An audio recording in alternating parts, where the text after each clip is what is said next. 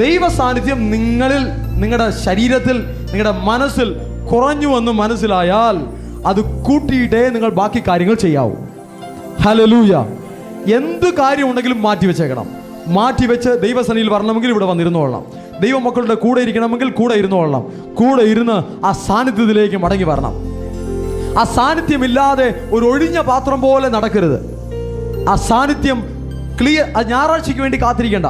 ആ സാന്നിധ്യം കുറഞ്ഞെന്ന് തോന്നിയാൽ ഞായറാഴ്ചയ്ക്ക് വേണ്ടി കാത്തിരിക്കരുത്. ഒരു വെള്ളിയാഴ്ചയ്ക്ക് വേണ്ടി കാത്തിരിക്കരുത്. ഒരു ബുധനാഴ്ചയ്ക്ക് വേണ്ടി കാത്തിരിക്കരുത്. അടുത്ത വിസിറ്റിങ്ങിന് വേണ്ടി കാത്തിരിക്കരുത്.